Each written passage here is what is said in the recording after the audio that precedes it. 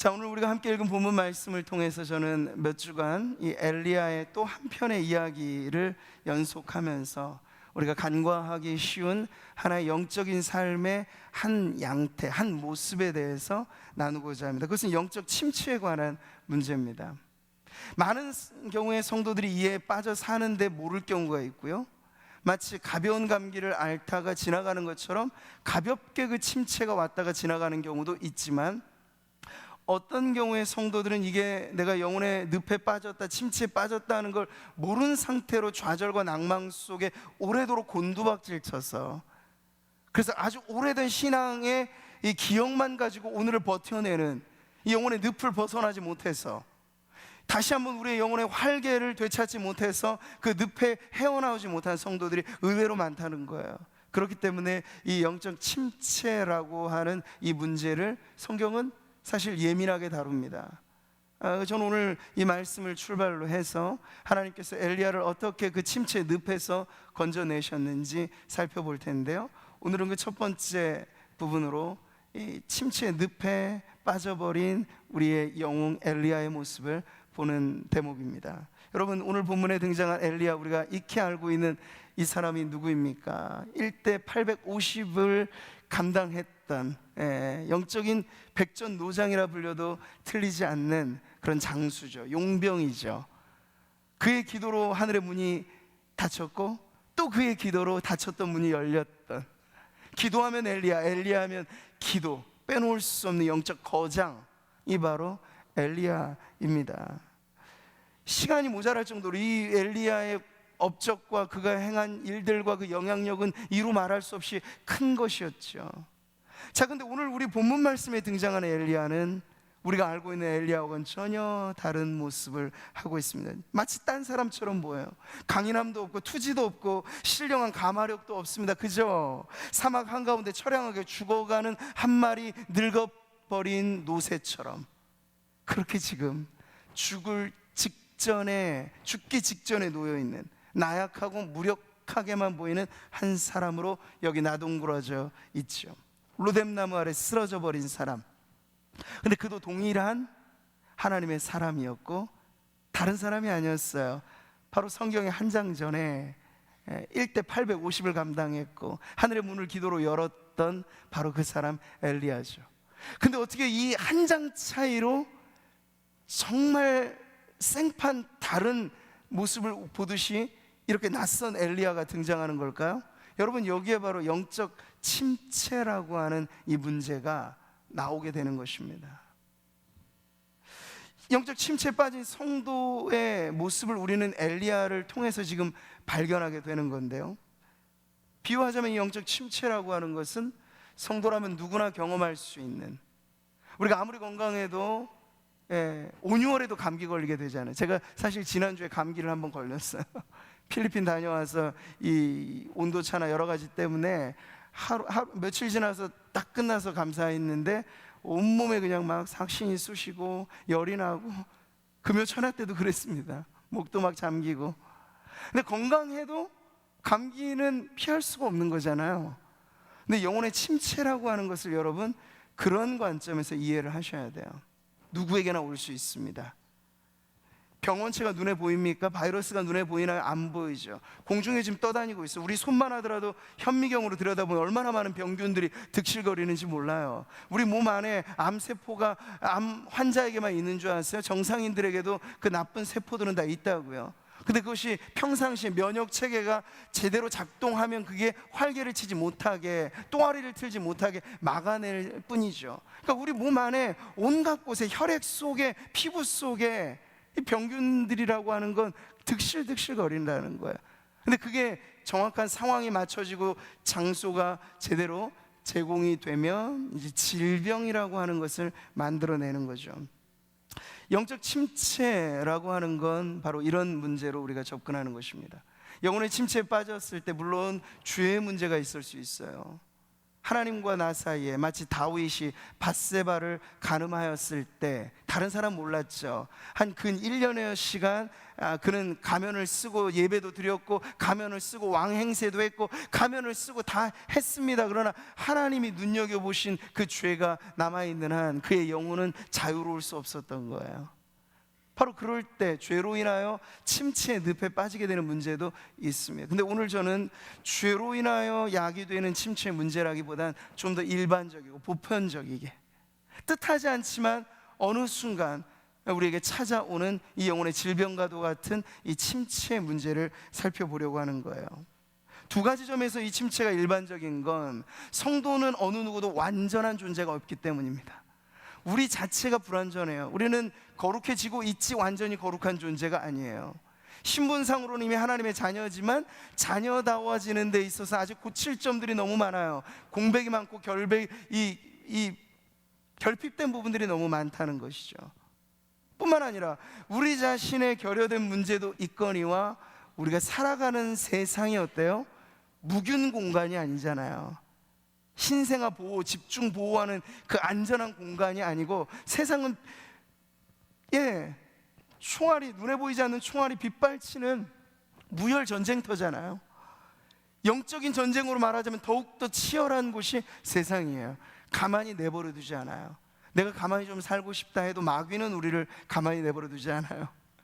하나님께서 우리를 불철주야 밤이나 낮이나 지켜주시는 줄 믿습니다.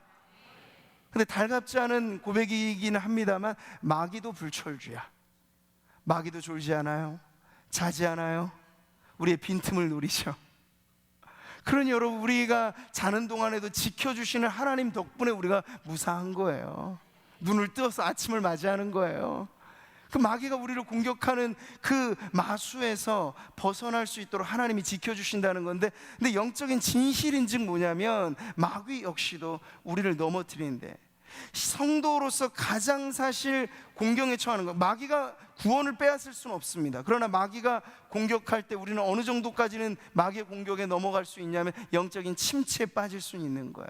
오락가락하면서 구원의 확신을 갖는 듯 마는 듯 헷갈려 하면서, 구원이 포스트잇처럼 붙였다 떨어졌다 하는 게 아니거든요. 한 번 구원은 영원한 줄 믿습니다. 믿으시기 바랍니다. 예수님이 우리 안에, 우리가 예수님 안에 연합되면 우리의 모든 죄가 과거의 죄, 현재의 죄, 미래의 죄까지 용서받는 거예요. 그게 구원이에요. 우리의 자잘못의 문제가 아니고 예수 믿음이란 그렇게 강력하게 우리를 붙이는 거예요. 우리를 딱 붙잡는 이 손, 우리가 놓아도 주님이 놓지 않아서 우리가 구원이 안심이라고 하는 거예요. 근데 마귀가 저질러 놓는 회방이라고 하는 건, 이 구원을 받았으면 기왕에 확신 가운데 기뻐 춤추면서 살면 좋잖아요. 근데 그 구원의 확신을 잃어버리게 만드는 거예요. 오락가락 성도가 되는 거예요. 교회 안에서는 구원받은 것 같은데 세상에 가면 내가 정말 구원받았나 헷갈려하는 오락가락 성도를 만들어 놓는 일이 마귀의 성도들을 향한 제일 목표라고 하는 것이죠. 자, 이렇듯 우리가 살아가는 삶의 환경이 호락호락하지 않기 때문에 우리의 자체적인 결함과 이 세상의 환경 속에서 우리의 영적인 침체를 경험할 수 있다라는 것이죠. 지금 제가 강조하는 것은, 여러분, 침체라고 하는 것 자체를 부끄러워해야 될 문제 혹은 기피해야 될 문제, 숨겨야 될 문제가 아니라, 질병으로서의 이 침체는 누구에게나 찾아올 수 있고, 우리가 이 영적인 침체에 대하여 인정하는 것에서부터 사실 해결점을 찾을 수 있다라는 말씀을 드리는 거죠. 근데 의외로 여러분, 많은 성도들이 영적 침체의 실상과 그리고 증상과 원인들에 대해서 사실은 잘 알지 못합니다. 경험은 하지만 이 경험이 어떤 문제, 왜 내가 지금 이런지, 그러면 어떻게 하면 벗어날 수 있는지, 이런 것에 대한 정확한 솔루션, 해법을 잘 모른 채 그냥 세월에 맡기듯이 언제고 되겠지, 이렇게 이제 지나가게 될 경우가 있다는 것이죠. 근데 그 시간만 그렇게 계속 길게 지연되느냐, 그게 아니고 이 영적 침체 문제를 빠르게 해결하지 않으면 정죄감에 시달리게 돼요. 내가 왜 이럴까? 내가 하나님의 자녀로서 왜 계속 이렇게 살아야만 하지? 그러니까 자기 자신에 대해서 사실은 납득이 안 가니까 예배를 드려도 즐거움이 없고 찬양 속에 기쁨이 없고 기도 역시도 우리의 열성이 지펴지지 않는 그런 기도하는 둥 마는 둥. 그러니까 옛날에 안 그랬거든요. 옛날엔 기도 시작하면 정말 뜨거운 눈물이 흘렀고 언제 시간이 가느냐도 모를 정도로 한 시간 훌쩍 지나가고 그랬던 적이 있다고요. 근데 지금은 좀처럼 그게 안 되는 거예요. 영혼의 침체, 늪에 빠지면 그런 증상들이 찾아오는데 이게 왜 이런 문제를 겪는지조차 잘 모르게 되면 진짜 속수무책으로 거기에 그 늪에 빠져가는 거죠. 여러분, 늪이란 게 뭡니까? 잘못 발버둥 치면 칠수록 더 빠져들어가는 거잖아요. 그런 늪에서 헤어나오지 못하는 성도들이 있을 수 있어요. 이것은 영적 침체에 대한 이해가 부족하기 때문이죠. 여러분, 질병에 있어서도 병이란 건 그런 말 있잖아요. 옛날부터 병은 알려야 된다. 병은 뭐 자랑까지 할 일은 없지만 소문을 내라고요. 그게 아니고 자꾸만 이건 나만 감추어두고 나만 알고 있으면 병이 더 깊어지는 거죠. 그런 것처럼 우리가 그저 영적인 침체라고 하는 것을 통해서 영혼의 어떤 질병을 겪고 있을 때 고통만 곱씹어서 해결이 되는 건 아니라는 거예요. 이것을 어떻게 하면 해결할 수 있는가에 대한 그 해법을 가지고 우리가 영적인 고민과 기도의 자리에 나아가야 한다는 것이죠. 그래서 영적 침체에 이런 어려움이 뒤따르고 고통이 있고 불안 증세가 생기고 여러 가지 많은 것에 있어서 신앙의 열기가 회복되지 않고 하는 이런 증상들이 있을 때 여러분, 이것을 우리가 제대로 이해할 때 극복도 가능해진다라고 하는 거죠. 자, 우리가 갖고 있는 한 가지 해결해야 될 문제는 영적인 침체는 신앙의 단계에서 매우 초보적인 수준의 성도들에게만 해당되는 문제일 것이다. 천만의 말씀이야. 오늘 우리 엘리야를 보고 있잖아요. 엘리야가 말하자면 영적인 갓난아이인가요? 절대 아니죠. 영적인 거성이라고요, 거목이라고요, 거인이라고요. 근데 그런 엘리야도 졸지에 하루아침에 무너지는 이 모습을 우리가 보면서 신앙의 단계에서 초보적인 수준 연약한 성도들에게만 오는 게 아니라 평생을 믿음의 삶을 살아왔고 엄마 뱃속부터 몇 대에 걸쳐서 신앙의 이력이 아주 반듯한 삶을 살아온 그 성도에게도, 그 사람에게도 영적 침체는 찾아올 수 있다라고 하는 거예요. 자, 그렇기 때문에 우리는 이 영적인 침체 문제에서 다시 한번 이 성경의 말씀을 통해서 우리 자신을 예의주시하고 깨어있는 그 마음을 가져야 된다는 거죠. 고린도전서 10장 12절의 말씀인데요, 같이 한번 읽어보겠습니다. 그런즉 선줄로 생각하는 자는 넘어질까 조심하라. 이것이죠. 유비무환, 미리 대비하고 있어야 돼. 방비하고 있어야 돼요. 나도 예외이진 않다. 엘리야도 넘어졌는데, 아니 다윗도 넘어졌는데, 다윗의 인생 경험 가운데 여러분 실수라고 할 만한 게 그리 많지 않았던 그야말로 성군이잖아요. 근데 다윗도 넘어졌어요. 성경에 나온 어느 인물을 보세요 여러분, 완전 무결 없습니다. 다 넘어져요, 쓰러져요. 그걸 바꿔 말하자면 영혼의 늪에 빠진 경험들은 누구나 다 할 수 있다는 거예요. 늦바람이 무섭다고, 여기에 이 말이 적용될지 모르겠습니다만, 뒤늦게 잘 살다가 느지막하게 영적인 침체에 곤두박질 치게 되면 이게 더 나중에는 헤어나오기 힘들 수 있어요. 신앙의 자존심이 강한 분들일수록 한번 침체에 빠지면 오히려 더 헤어나오기 어려울 수 있어요. 아, 나 같은 사람이 이럴 수 있을까? 스스로도 용납이 안 되는 거죠. 아, 내가 왜 이래야 되지? 이해가 안 되는 거예요. 그런데 그렇게 될 수 있어요. 가장 극적인 예로 지금 성경은 엘리야를 전면에 내세우잖아요. 엘리야. 그리고 여러분, 교회사에 걸출한 신앙의 귀감이 될 만한 인물들도 다 이 영혼의 질병들을 하나둘씩 앓고 살았습니다. 설교의 대가로 불려지는 스펄전이 있죠. 스펄전은 그 자신이 우울질적인 성향을 갖고 있는 사람이고, 교회가 한번 크게 불탔던 경험 이후에 트라우마가 생겼어요. 그 이후에 우울증과 더불어서 영적인 침체를 자주 경험했어요. 그 설교의 대가가 말이죠. 사람들은 모르죠. 단상에서 힘있게 포효하듯 외치는 그 웅변적인 설교가가 그 단상 아래에서는 훌쩍훌쩍 울면서 영혼의 늪을 헤어나오지 못해서 힘들어했다라는 걸 누구도 잘 몰라요. 그 자신은 그러나 고백하는 거죠. 인디안 선교에 아주 유명했던 18세기에 데이빗 브레이너드라고 하는 인물이 있어요. 이 데이빗 브레이너드의 생애와 일기, 이게 기독교 고전 목록에 사실 첫 번째 꽂아도 될 만큼 아주 중요한 책인데 올 여름에 꼭 한번 읽어보시면 좋을 책이에요. 근데 그 기도로 정말 인디언 선교를 열어갔고, 그 당시에 그의 장인이 다름 아닌 조나단 에드워즈라고 하는 18세기 영적 각성의 선두주자가 있었거든요. 대단한 신학자이자 대단한 목회자였는데, 그 에드워즈가 보기에도 데이빗 브레이너드라고 하는 사람은 이만저만이 아닌 거예요. 정말 기도로 하나님과 소통하는 게 너무나 매력적인.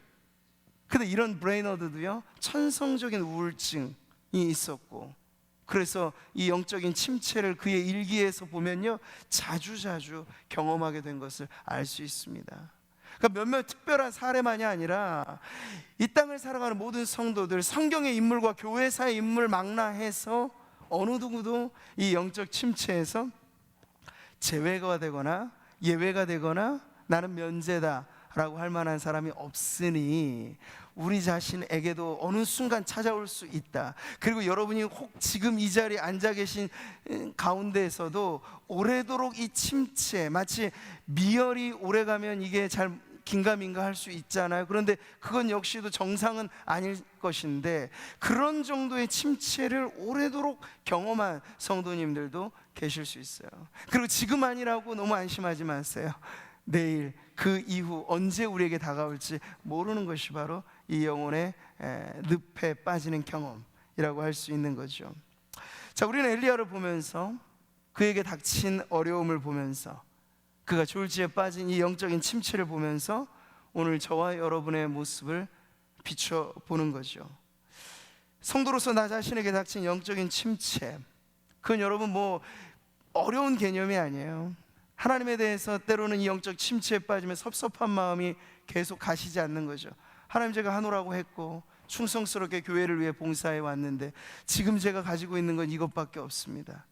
내 삶에 대한 신세 한탄이 사실은 이 영적인 침체에 빠진 성도들의 고유한 18번이기도 해요. 이 신세 한탄이라고 하는 게 그럴 수 있다는 거죠. 그게 깊어지면.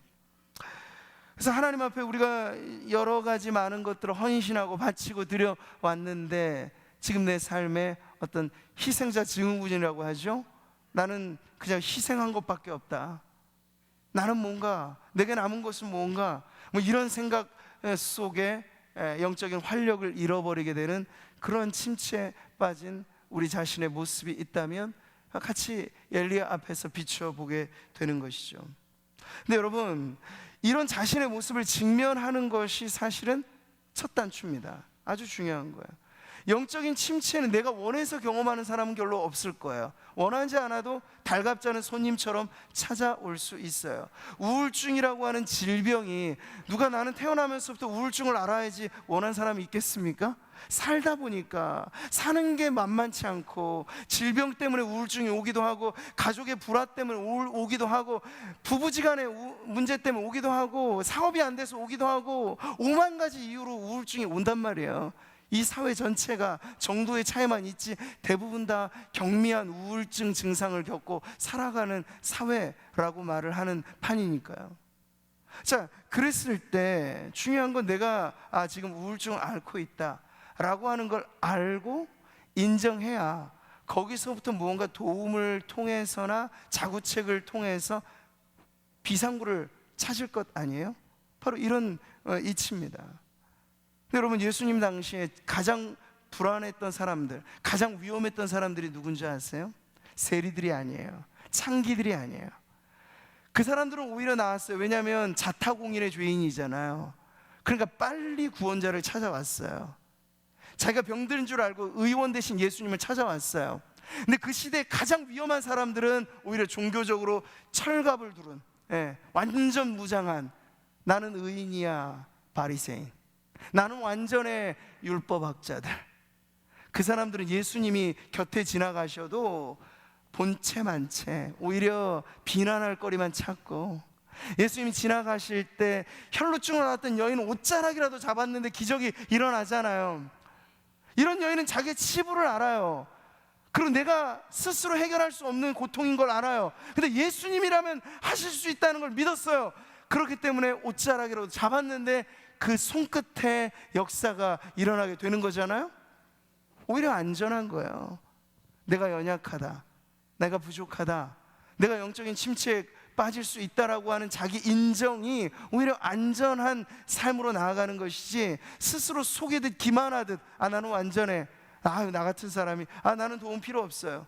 목회자인 저 자신도 마찬가지예요. 도움이 필요 없는 사람은 아무도 없어요. 서로가 서로에게 우리는 기대는 인간이에요. 사람 인자가 그렇잖아요. 하나님이 그렇게 만들어 놓으셨어요. 아담이 독초하는 걸 좋게 여기지 않으셨어요. 돕는 배필을 만들어 주셨어요. 최소의 공동체가 거기서 시작됐어요. 신앙생활 혼자 할 수 없어요. 교회로 왜 모여야 됩니까? 우린 서로가 서로를 기대어 함께 이 신앙의 여정을, 항해를 노져가라고 주님께서 우리를 만들어 주신 거예요. 그러니까 오늘날 자기가 잘났다고 생각하고 현실 교회가 못났다고 비난하고 난 교회 안 나가, 가난한 성도로 뿔뿔이 흩어져서 혼자 고상한 척 신앙생활 하는 게 가장 위험한 상태일 수 있어요. 믿지 않는 것도 아니지만 하나님의 시선이 머물고 있는 교회를 부정하고 교회를 인정하지 않고 있는 그 신앙 자체가 결단코 안전한 신앙일 수 없다는 거죠.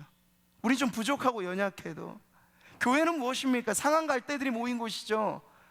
그냥 나 혼자만 고매한 화초다, 그런 것 아니에요. 서로가 다 꺼져가는 심지의 불길이 모여서 더 꺼지지 않도록 서로 호호 불어주면서 하나 되는 것이 교회입니다. 여러분, 교회를 바라볼 때 우리의 시선이 좀 교정되어야 되지 않겠어요? 나 자신도 연약할 수 있다라고 하는 가정을 갖고 인정을 하면 상대방에 대해서 우리는 왜 자꾸만 커트라인을 높게 잡는지 모르겠어요. 그러니까 비난이 생기는 거예요. 기대를 갖고, 그리고 저 사람에게 대해서는 이것은 완전히 이 원칙대로 되어야 돼. 근데 나도 못 지키는데, 나도 못하는데 왜 상대방한테는 이걸 강요하냐고요. 그렇다고 교회가 기준과 원칙이 없냐? 그건 아니에요. 제가 지금 말씀드리는 것은 우리 모두는 상한 갈대요, 꺼져가는 심지의 불과 같은 연약한 존재라고 하는 그러한 인식 속에 자신을 하나님 앞에 비추고, 그리고 연약한 성도들을 그렇게 바라봄으로써 누구도 예외일 수 없는 이 영혼의 늪에 빠질 때 서로가 서로를 건져줄 수 있다는 거예요. 도움의 손길을 뻗을 수 있죠. 혼자는 헤어나올 수 없어요. 하나님께서는 돕는 천사처럼 소중한 성도들을 우리 곁에 두셨다는 거예요. 목장이 왜 귀중합니까? 거기서 우리는 도움의 손길을 보는 거예요. 네. 그러니까 절대 부부생활 혼자 할 수 없잖아요. 신앙생활도 마찬가지로 혼자 할 수 없습니다. 내가 어려울 때 있으라고 옆에 있는 성도님들이 계신 거예요. 그런 점에서 보면 우리 성도님들이 남다르게 보이셔야 될 것 같은데, 우리 한번 옆에 있는 성도님을 쫙 보시면서 제 곁에 있어 주셔서 감사합니다, 그렇게 한번 좀 인사하시고요. 네, 내가 어렵고 힘들 때 우리는 서로 그렇게 서로 밀고 당겨주면서 여기까지 온 거예요. 아무도 혼자 잘 나셔서 여기까지 온 사람은 아무도 없습니다. 목회자, 성도 구분 없어요. 우리는 다 서로가 서로를 삼겹줄로 매어주고 지켜주고 끌어주면서, 누군가 나를 위해 기도하네, 그 아름다운 찬양처럼 누군가 나를 위해 기도해 줬기 때문에 제가 오늘 이 자리에 있다고 저는 믿습니다. 여러분도 마찬가지예요. 내가 만약 외로울 때면, 찬송가는 아니지만 그렇게 흐느끼듯 외롭게 느끼실 때가 있죠. 그럴 때 여러분 교회를 생각하세요. 바로 그때 누군가 나를 위해, 내가 만약 여기에 화답가가 누군가 나를 위해 기도하네가 되면 딱 좋겠네요. 네, 기도해 준 부모가 있고 형제가 있고 교우가 있기 때문에 오늘 제가 그 어려운 이 길을, 터널을 통과할 수 있었다는 그런 믿음을 여러분 모두가 가지시기를 바랍니다. 자, 그래서 영적인 침체를 이해하고 인정하는 것에서부터 시작합니다. 만병통치약이 있다 손 치세요.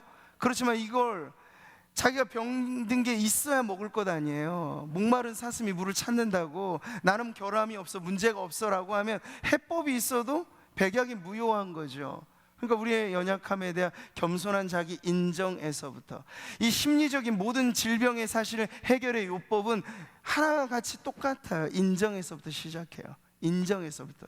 그리고 상대방에 대해서는 공감에서부터 출발하는 거예요. 아, 그럴 수 있지. 아, 충분히 그러실 수 있어요. 정죄가 아니라 공감에서부터 교회 안에서는 성도들 간의 아름다운 회복이 싹트게 되는 것이죠. 자, 오늘 저는 이어서 몇 가지 이제 쭉 살펴볼게. 이 영적 침체라고 하는 것에 대한 이 개념에 대해서, 그리고 누구나 빠질 수 있고, 이것은 신앙의 높낮이의 문제가 아니라 감기가 건강한 사람에게도 올 수 있듯이 누구에게나 스쳐 지나갈 수 있는 것, 바로 그런 문제로 말씀을 드렸는데, 그러면 이제 한번 자가 진단을 해보는 거죠. 영적인 침체에 빠졌을 때 여러 가지 증상들이 있겠지만 크게 몇 가지 증상들이 분명히 나타나요. 이 영적인 침체에 빠지게 되면 그 첫 번째가 바로 낙심입니다. 그리고 그게 조금 더 깊어지면 절망이 되는 거예요. 이 침체의 늪에 빠지게 되면요, 별 수 없어요.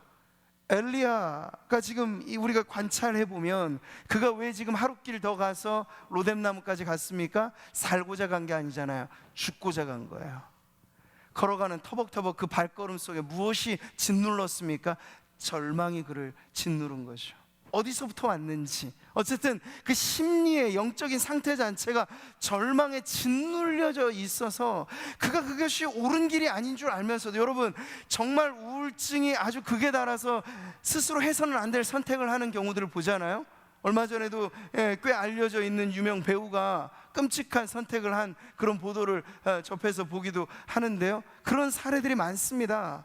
유명 스타들이 자살로 생을 마감하는 게 많고, 뭐 일반인들도 마찬가지. 우리나라는 OECD 국가 중에 자살률이 늘 최고 자리를 지키는 그런 오명을 안고 있는 나라예요. 근데 왜 이렇게? 근데 여러분, 그 마지막에 물론 우리는 그것이 해서는 안 될 일이라고 가르칩니다. 절대 해서는 안 된다고 설득하고 끝까지 만류하고 상담을 해야겠죠. 근데 그럼에도 불구하고 죽어가는 그 수많은 사람들은, 여러분, 그저 매정하게 비난만 할 것이 아니라, 아, 그 안에 누군가 그 골든 타임에 좀 그를 잡아줬으면 어땠을까? 그 절망의 늪에 빠져서 누구에게도, 가족에게도, 친구에게도 그 마지막 절망선에서는 아무도 안 보이는 거예요. 존재의 제로점이라고 말하는, 아무도 없어요 그때 순간에. 그러니까 죽음을 선택하는 거예요. 내 곁엔 아무도 없다. 이 외로움의 끝에서 나는 내가 선택할 건 이거밖에 없다. 이 허무한 세상, 더 살아 무엇하나. 그래서 마지막 결심을, 죽음의 방점을 찍는 이 안타까운 인생들이 결국 빠져 있는 것이 절망의 늪이라고 하는 거죠. 그 영적인 침체 역시도 이 절망이라고 하는 것이 계속해서 마치 모래사막에 빠져들어가듯이 깊이 빠져들어가게 되는 거예요. 유명한 시편 42편과 43편에 잘 알려진 이 역시도 사실 영적인 침체 증상을 나타내주는 아주 중요한 구절인데요. 이런 말씀이 있습니다. 같이 한번 읽겠습니다. 내 영혼아, 내가 어찌하여 낙심하며 어찌하여 내 속에서 불안해하는가. 시편 42편과 43편은 한 쌍을 이루는 시편인데 동일한 맥락이 있어요. 근데 이 후렴구와 같이 내 영혼아, 자기 자신에게 말하는 거야. 자기 자신에게 지금 말하는 고백이에요. 네가 어찌하여 낙심하며 어찌하여 내 속에서 불안해하는가. 이 낙심, 불안, 초조 근심, 낭망, 절망이란 영혼의 어두운 그림자죠. 이 절망의 그림자에서 헤어나지 못하면 결국 그 암흑의 바닷속에 빠져들어가게 되는 거예요. 자, 이것이 영적 침체의 하나의 중요한 뚜렷한 증상이고, 두 번째, 영적인 침체에 빠지게 되면 무력감에 휩싸입니다. 여러분 중에 이 영혼의 무력감이라고 하는 걸 경험해 본 분들, 혹은 지금 경험하고 있는 분들이 있을 수 있겠죠. 평상시 행동을 안 하는 것이 아닙니다. 다 합니다. 예배도 출석하고, 기도회도 오고, 목장도 가고, 봉사도 하고 다 합니다. 하는데 힘이 빠져요. 즐거움이 없어요. 그리고 결국에는 자포자기 될 대로 되라, 그냥 묻지마식으로 막 가는 거죠. 그 길에 관성에 의해서 해온 가닥이 있기 때문에 유지는 어느 정도 됩니다. 그 자리는 지킵니다. 그런데 이 무력감이 계속해서 더해지면 나중에는 그 모든 것들이 허탈하게 보이는 거, 허무하게 여겨지고 회의감에 휩싸이게 되는 것이죠. 엘리야를 보세요. 더 이상 앞으로 나아갈 수 없는 이 로뎀나무에 털퍼덕 주저앉은, 이 로뎀나무는요, 부족하긴 하지만 사막 여행자들에게 자그마한 쉼을 주는 것이거든요. 아주 고마운 나무입니다. 그런데 이 나무 그늘 아래 엘리야는 희망을 발견하는 것이 아니라 절망 속에 자포자기했어요. 무력감 속에 이제 더 살아 무엇하나 라고 그렇게 생의 끝자락을 그가 스스로 정한 자리가 바로 로뎀나무예요. 그래서 그가 말하잖아요. 여호와여, 넉넉하오니 지금 내 생명을 거두시옵소서. 엘리야로 말하자면 지금 죽기를 하나님 앞에 구하고 있는 거예요. 나를 거둬달라고 하나님 앞에 그렇게 해서는 안 될 기도를 지금 하고 있는 거죠. 근데 엘리야가 얼만큼 무력해졌으면, 그 인생을 얼만큼 자포자기하게 되었으면 여러분 이렇게 빠지게 되었을까요? 내가 스스로 광야에 들어가 여기 로뎀나무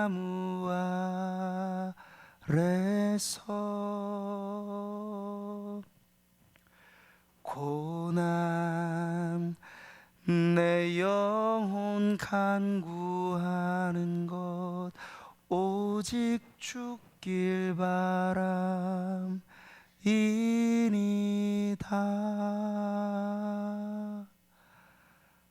아무런 소망도 아무런 기대도 없는 여기 로뎀나무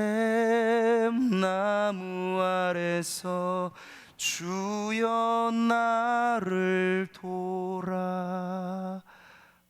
돌아보소서.